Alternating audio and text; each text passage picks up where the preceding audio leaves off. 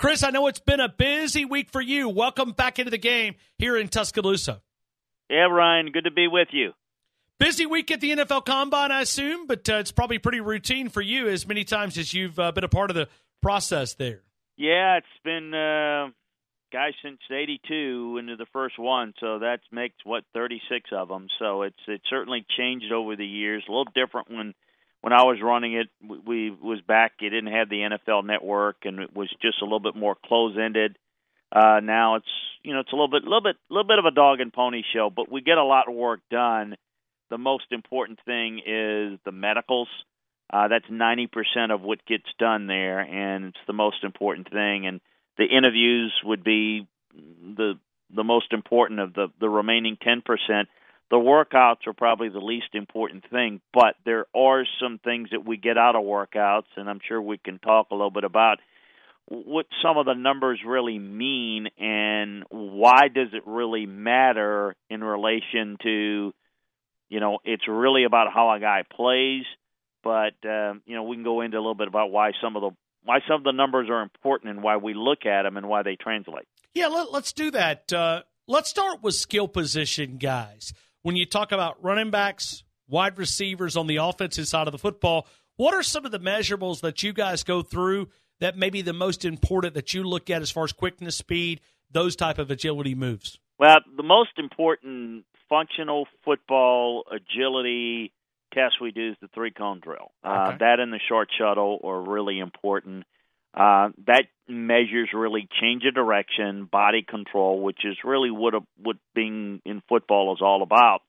A little bit of a tip, if you're out there and you got a hold of numbers, you want to look at a guy's 40 time and then subtract .05, and that should be his 20-yard shuttle time. And if it's, if a guy runs 4.5, he should run 4.0 in the 20-yard shuttle. If he doesn't, he runs slower than that, then he's faster than quick. If he runs quicker than that, he's quicker than fast. And that's an important variable, but that's most important. Receivers, certainly speed is important. I really like the 10, and I want to see what he can do from the 10 to the 20. Certainly the 40-yard time is important for them. Probably the 40-yard time is most important for defensive backs because it really determines what you can do with them in terms of coverage. A lot of guys are really effective. Like, for example, the kid out of Auburn, Carlton Davis, is a really good corner, but he's a zone corner, and he's a press cover corner. He's a guy that he's going to give up separation. People can run by him. So those things are really important to determine. But in essence, all the agilities and all the workout numbers, really what they do is verify what you see on film. It's in 90% of the time how a guy works out is how he plays on film. It's the 10% of the time where the film and the workout don't match. That's when you got a problem. I wouldn't say a problem. That's when you got to go back and do more work and figure out why. Why didn't his workout match the production? Why didn't Alvin Kamara play a whole lot late, the 2 years ago at Tennessee? I mean, and what makes him, such, the Carter kid from Georgia, not real productive, but really good athlete. You can't give up and assume, well, he didn't play well on film. He's not a football player. Well, you would have never gotten your hands on Alvin Kamara. He just did. Jason Pierre-Paul came out of South Florida years ago and had very average film. I mean, go on and on and on. The film is the thing. It's the most important, but remember how a guy is productive on film in college is one thing. How he projects to the NFL level is another. And it's individualized. You can't just assume that every player that goes to Alabama or, Clemson is going to be a great player, and you can't assume that every player that from a school that maybe you're not as familiar with can play. You got to individualize it and do your homework and study it. And it's really not so much about who's the fastest, who lifts the most weight, but there's barometers that we look for, that if you're without of that range, you're usually going to struggle. And a lot of it is to determine what type of player you are. Like I said with Davis, you know what he is. He's his own corner. Going to be very effective doing that. You use him in another, capacity, he's not going to be real effective. So a lot of it helps we segment different athletic traits at each different position, and the workouts help to determine how it projects to the next level and how you're gonna play them. It's just like the intelligence test that we give them. It's not that, if you don't test well on the Wonderlic or some of the other intelligence tests that you can't play, but it does affect how you teach. If you're not a good Wonderlic test score guy, you're probably not a great reader. So you're going to have to be taught a little bit more visually. And those things are really help us to ascertain the whole puzzle of the player, and it helps to really paint a good picture for what we're getting. We're talking to Chris Landry, LandryFootball.com.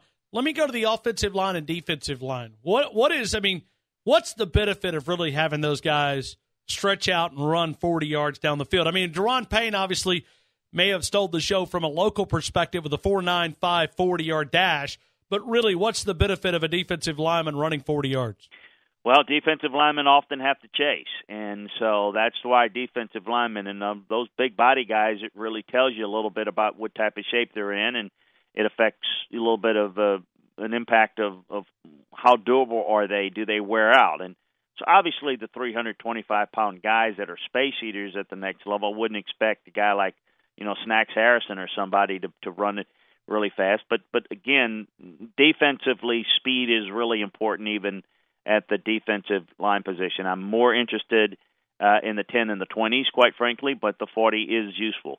For offensive linemen, the 40s are really not very useful, but the 10 and the 20 are. And it really helps when you run a 40. Remember, we're getting the 10 and the 20 off of that run. So it really helps to kind of get a feel for whether a guy can finish or not. And that's important, but it is very unusual when they have to run 40 yards. 20 has some value, particularly in certain zone schemes where you're pulling and getting out to the second level. Getting into that 12 to 15-yard range, showing quickness and doing that is important. What is really important is to watch them run. I don't care about the times, but when you watch a guy run and you see the balance and body control, that's really important, and that determines an awful lot of the guy's athleticism. I want to see how a guy bends. His arm length is important. His hand size is important. His quickness and use of hands, very important. The bench press is valuable, but you have to correlate the bench press to arm length. A guy with 33-inch arms should have a lot more reps than a guy with 36-inch arms. But if you're not benching in that 20 range, why aren't you? Do you have a problem? You have soreness? You just had a bad day? You just something? You're tired? Whatever? Because usually, if you have a number that's below a certain quota, that tells you that probably the guy doesn't like the weight room. If the guy doesn't like the weight room, he's going to have a hard time developing and maintaining his body over time in the NFL. So you want guys that indicate by their strength and their numbers that they like the weight room, and they understand that's a big part of the body's the temple, and never more so has that been the case than when you make your living with your body as you do football players. So all of them have really good value. I like to see how linemen bend. I like guys that bend from the knees. Guys that bend from the waist have to be overly strong and be able to overcome it. I drafted John Runyon, who was pretty stiff and bent from the waist. He was an exception, but he had such long arms and he was so strong. He still was able to be a very productive and Pro Bowl level player for us. But for the most part, I want offensive linemen that could bend. I want to see their foot quickness and their ability to redirect, the ability to be able to keep their feet shoulder width apart and not cross their feet. Because the minute they cross their feet and lose their balance, you're going to have a 150-pound, high school kid knock them over, because the bigger they are, the harder their fall. So as strong as they are, you got to play with a good base and good balance. And so I like to see that. And so when they run and they do the agilities, it helps to determine that. And for defensive linemen, I like to see how they respond towards the end of those agilities, because the toughest thing physically in football to do is rush the quarterback, come back to the line of scrimmage, do it again, come back to the line of scrimmage, do it again. Guys that can do it with good stamina or indicators that they have the good cardiovascular shape and tone to be able to perform well, whereas offensive linemen don't have to run as far. Chris, do you get something for playing when we go through this checklist? Okay, a guy has this, guy has this. Do you get something from playing in the 33rd NFL franchise known as the University of Alabama under Nick Saban? Do you get kind of a check knowing that you can go and compete against the best of the best? Well, I think anybody that's been through the Alabama program under Nick Saban, here's what we know as a rule. They're going to be well coached. They're going to be disciplined. They're going to demand things out of them. They're going to have a deeper understanding of the game than most people will. And you're going to play in a lot of big games, and those things definitely are a big advantage. Now, you don't make assumptions and say, well, this guy's, he played at Alabama, he's good. I don't have to study him as hard as I do other guys. That's not true. A guy has to fit, and a guy has to meet the requirements, and it often can give you maybe a false sense. And Andre Smith is a guy that really played well, but was a little sloppy and a little lazy, and yet, he was kept in line. When you go to the NFL, you got more free time, and you got money in your pocket, and all of a sudden, if you don't have the work ethic, and you're kind of, handled with a whip in college, and they get a lot out of you, you may not get as much out of them at the NFL level. So it is important to understand what you're getting, and it is important to understand how each program operates and what they demand of their kids and kind of what their strengths and weaknesses are. But it absolutely is, that at Alabama you're getting players that are talented, they're well coached, and if Saban is not getting it out of you and you're not responding there, then that's a problem. And the other thing I love is that when those players get into the NFL, for the most part, there are exceptions, I just gave you one, they know how to work. They basically run a program that's very much, like being a pro, and how you look at film and do things. So it is definitely an advantage.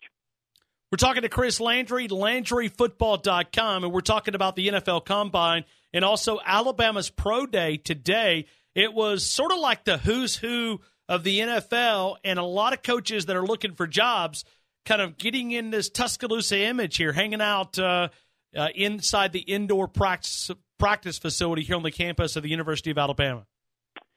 Well, it's certainly a big day. I was just Larkin Marquez. I wasn't able to make it. We just got back from the Combine, and I got pretty much what I need of the Alabama guys. And I'll, having the connection there, it's a good. I have a good feeling, at least for what I need. And with free agency starting this week, I had some other priorities. But as I get the information and talk to the coaches and scouts that were there, and it's always a good setting, it's a good environment, and it's certainly like a little mini combine in Tuscaloosa, if you will, that they've so many players. And I think the real advantage of the pro days, and I get asked this a lot, well, what's good as the pro days? And well, here's the thing is, I know when I was running the Combine, we used to have a lot more time to interview the players.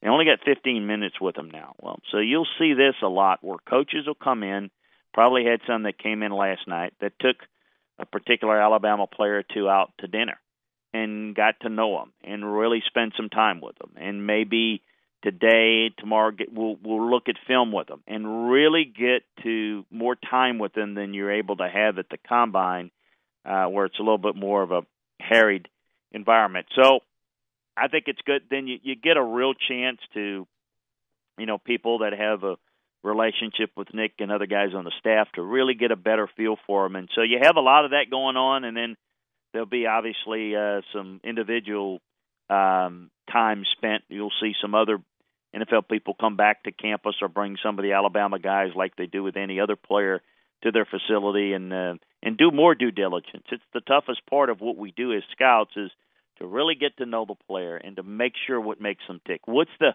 willingness to learn? What's the capacity to learn? You get a feel for whether you can trust the guy or not. It's tough to do that in a almost a speed dating form, if you can visualize that, but that's essentially what you got to do. We're talking right now to Chris Landry, LandryFootball.com, and you see Bill Belichick and also Nick Saban talking. They always have this annual sort of photo kind of out to the side. I just wonder, I'd love to be like a fly on the wall listening to those two guys talk. I mean, and you know both of them. I just wonder, are they talking football? Are they talking about the offseason? It's just kind of curious what those two sharp minds, some of the sharpest in football, are sitting there having a conversation about. You never know. They're probably talking about the Eagles' greatest hits, or what Rolling Stones. Rolling Stones was a big one. Yeah. Yeah. No, I have an embarrassing moment. I won't. I when I was in Cleveland, there was a guy. Bill Belichick is a big rock and roll fan, and listen, music, take it or leave it, but I couldn't tell you who sung what or the lyrics or nothing. And I'm there, and Nick was there at the time too. And so there's Bill introduced me to this guy that's a friend of his. He was, and I kind of understood it. He was in a band or whatever, and he was there with his girlfriend, and I'm a very good-looking young lady, and I'm talking with the guy, and Bill asked me, "Hey, just look after him for a couple of minutes. I got to run upstairs and be back or whatever." Anyway, I'm talking to the guy, and I'm like an idiot just saying, "So I'm trying to make conversation. Where do you guys, play and this, that, and the other? Where are you from?" And I'm from New Jersey and whatever. It was John Bon Jovi. I didn't know who the heck he was. Now, this was like in the early '90s, so I don't know how big he was then.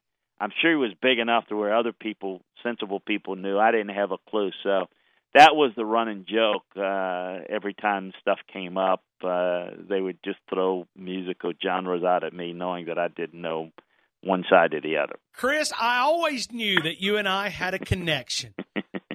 Marquise Munson will vouch for me.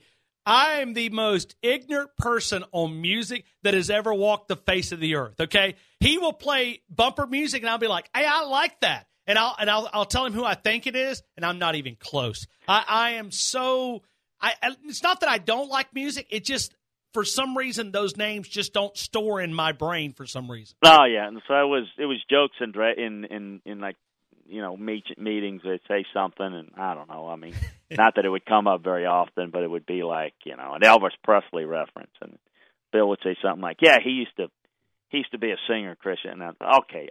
I know who Elvis Presley is. I mean, I've heard of the Beatles, but I'm not real good at other stuff. So, but yeah, no, they obviously it's they're very, very close, Bill and Nick, and I know it's always. They usually get together in the summer anyway, and so it's always good, I think, for them to get together and talk about players. And Bill likes to work these guys out, and will spend a lot of time hands-on, particularly with defensive guys, particularly defensive front guys. But no, they're kindred spirits, no doubt. We're talking to Chris Landry, LandryFootball.com. Chris, what does Butch Jones bring to the University of Alabama as an offensive analyst? Well, I think a lot of things, people will look and say, boy, he struggled at Tennessee, and, what is he? The guy's a very good coach. Didn't do a very good job at Tennessee as a head coach.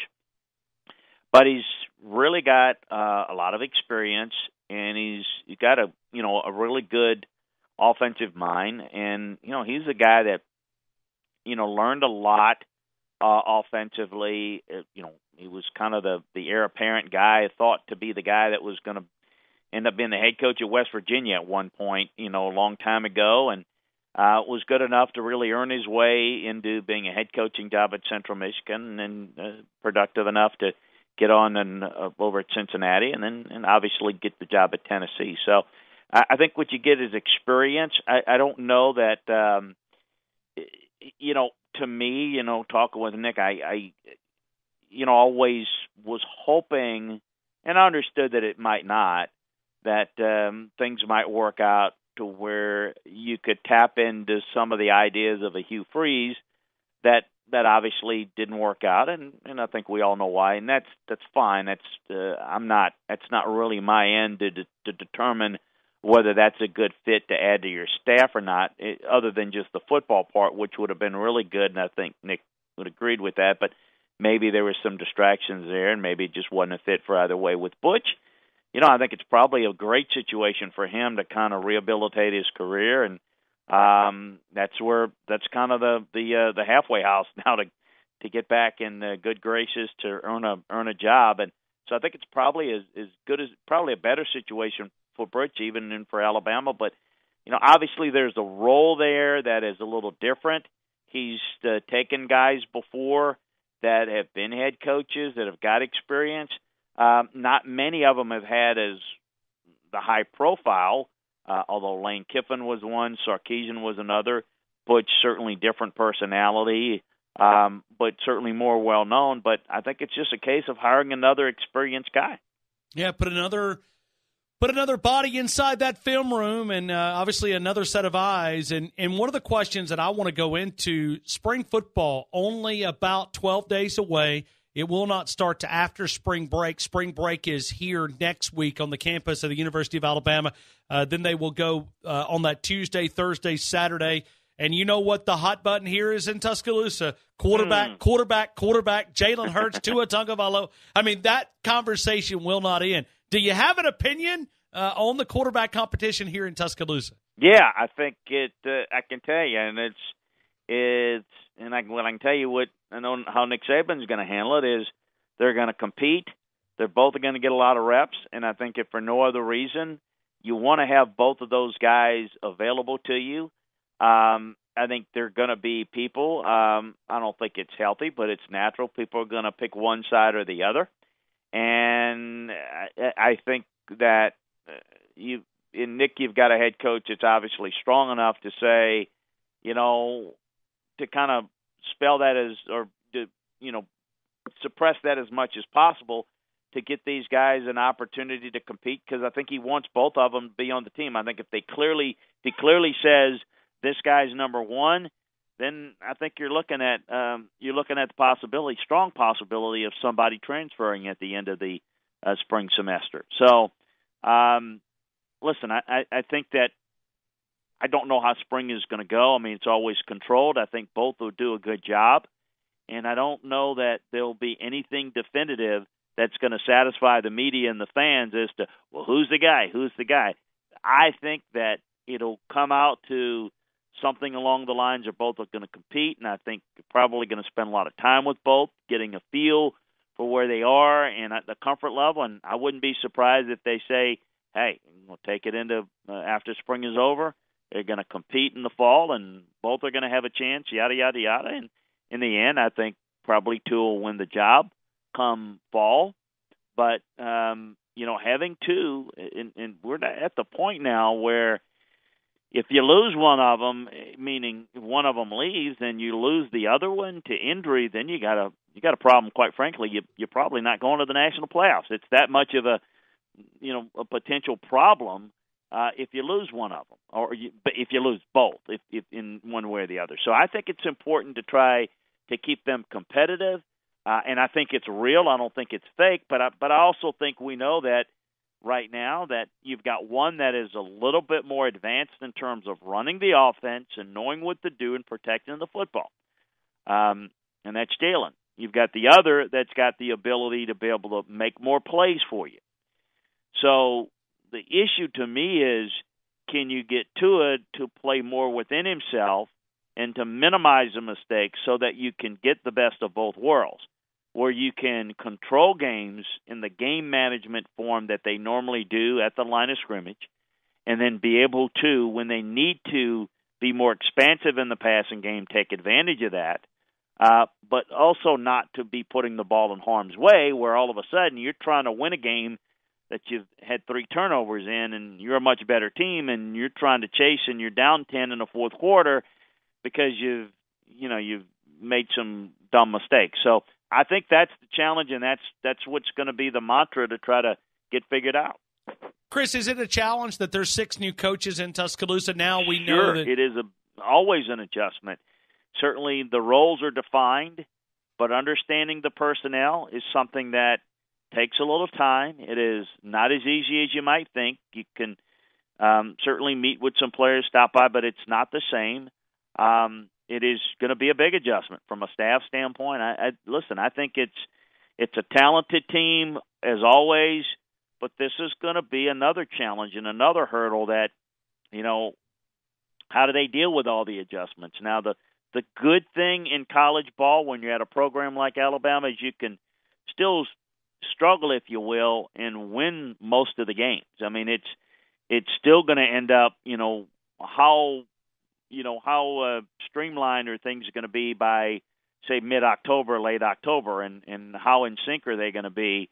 But it's going to be a process. I don't think things will be smooth. They never are, but it's much more of a, an uneven situation when you have this many new pieces coming in and trying to get everybody understanding. But obviously it's going to be busier for Nick and more of a challenge for Nick to really have his hands on how things are going to be done. Whereas, in the past where you've had more stability, you just kind of checked on things. Now you got to be a little bit more hands-on if you're him.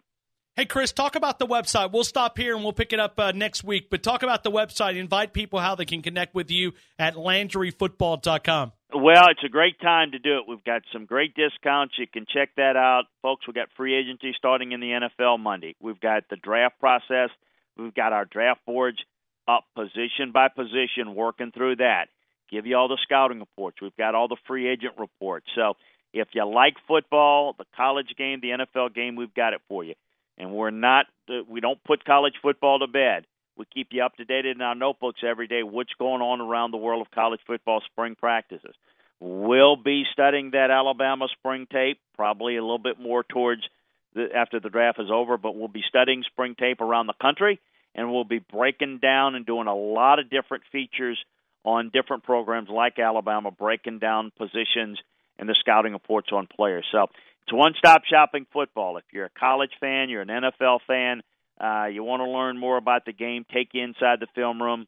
You like football, you'll love LandryFootball.com. Follow me on Twitter at LandryFootball. We think you'll love it.